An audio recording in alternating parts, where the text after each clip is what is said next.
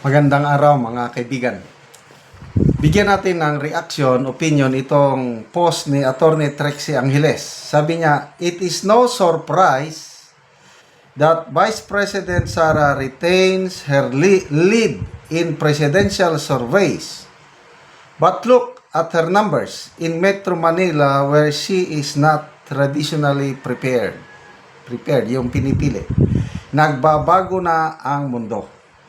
So ito, isinare ni Attorney Angeles ang resulta ng presidential survey conducted by WR Numero. November 21 to 28 ang period of pag-survey. So bago lang, last week lang. So ito po ang mga resulta.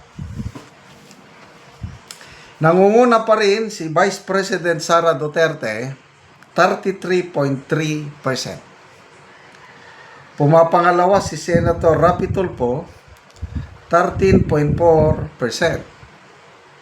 Pangatlo, si Leni Robredo, 13%.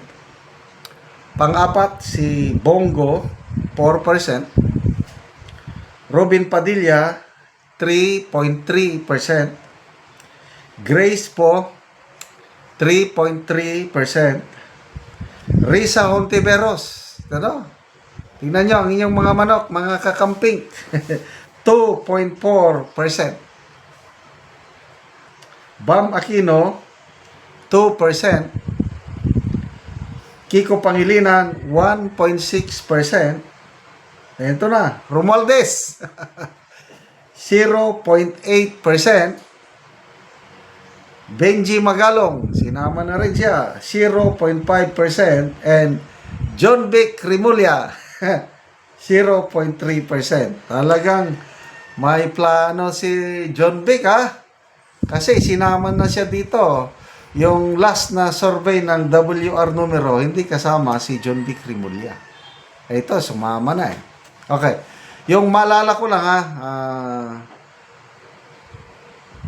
WR Numero na survey, if I'm not mistaken, mga July or August.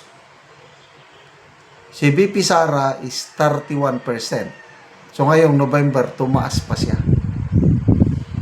So yung last survey nila, si Leni Robredo is 19%. Ngayon bumaba. 13 na lang. Si Rapi Tulfo, malala ko, 9% yung kanya noong August.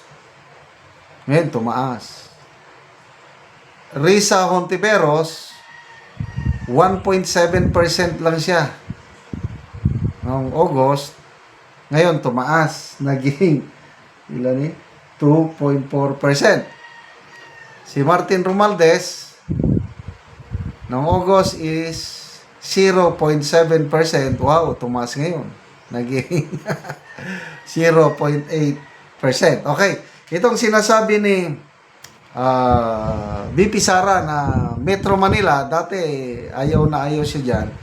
Itong naipost dito sa Metro Manila. Tingnan ko. Metro Manila, preference. 23% pinakamataas si VP Sara.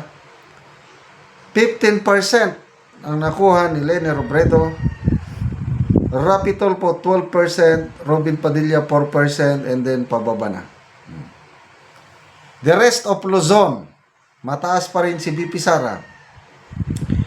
20% yung nakuha niya. Rapi Tulfo 19%, Leni Robredo 18%, Bongo 4%. May mga unsure pa, unsure. Sa Metro Manila, ang unsure is 28%. And then rest of Luzon, bakit?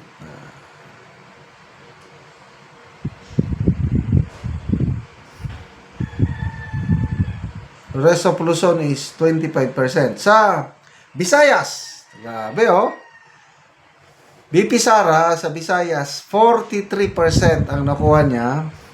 Tapos may unsure. Undecided, 23%. Rapi Tulfo is 11%. Leni Robredo is 6%. Bam Aquino is 4%. Mindanao, as usual, Mindanao, Sara Duterte, 58%.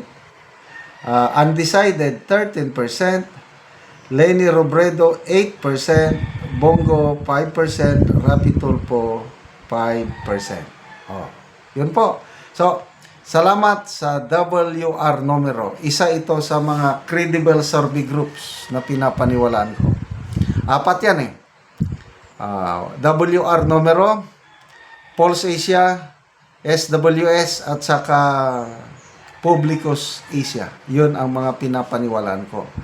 Yung mga hindi ko pinapaniwalaan, personal ko lang ito ayokong maniwala basta silang nag-survey, yung Okta Research, Tangery, and others.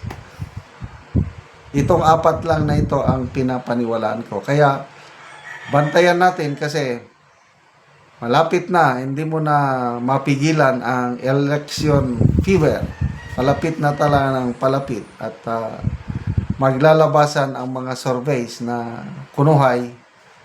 Kasi ganito, mind conditioning ba? Lalo na itong Okta Research, grabing mind conditioning nito. Ang tataas ng rating ni Pangulong Marcos Jr. at Martin Romualdez. Pagdating sa itong other survey groups, yung itong mga reliable, credible, wala. Lampaso sila ni BP Sara. So, anong ibig sabihin nito? Talagang wala pang makakatalo kay BP Sara. Ano bang gagawin ng mga kakamping? Leni, alanganin man siyang magkandidato, tahimik siya. 13%. Si Risa, napakalayo, mababa. So kung kakamping lang, kung sila-sila lang, siguradong talo. Ito namang Marcos administration, I don't know kung papayag ba sila na si Rapi Tulfo ang kanilang maging standard bearer. Pero kahit Rapi Tulfo, wala pa rin. So, three-way fight. Sa Marcos camp, Rapi Tulfo. Sa kakamping, Leni Robredo or sino ito? Contiveros, wala pa rin. Versus BP Sara. Kaya wala na. Panalo na po tayo sa 2020. Salamat mga kaibigan sa inyong pagsubaybay sa ating channel. Nakakatulong kayo ng malaki sa Tribong Talandig ng Bukidnon dahil ang income natin sa channel na ito pantulong po sa tribo. Namimigay tayo ng libreng yero at pako para makapagpatayo sila ng mas maayos na tirahan. Panoorin nyo ang video na ito. Huwag muna ni si Auntie ang matagaano gyero nga dako kayang pasalamat. Dako nang kay naabutang kay sen kuan. Salamat kayo dagpaayo sa among pagkuan.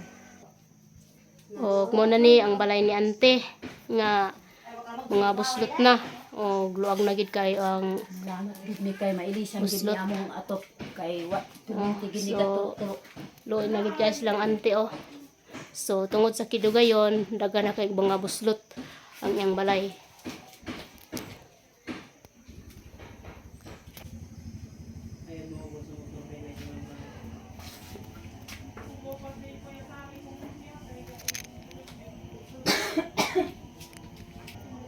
So mo ni ang ilang kahimtang nga tuluan na gid kay sila kung muulan.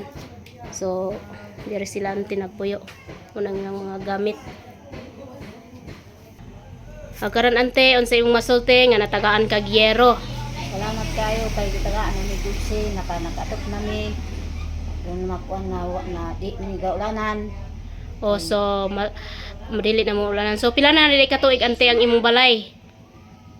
Tinga katuig. Pila Auntie? 20 katuig. So 20 na ka tuig. Naka-eskwela Auntie?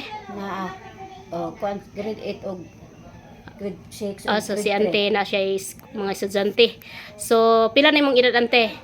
48 na ako. So 48 na. So nganong kuan man kanang ang inyong atop ante mga buslot naman kaayo. Tungod lang ni sa nadugay na bangasin. Tungod ni sa among kalisod nga kuan So unsa gyud ay ang inyong panganabuhian ante? maestra. So maisra so mag-uuma lang mo. Umaran. Oh, so si ante mag-uuma sila.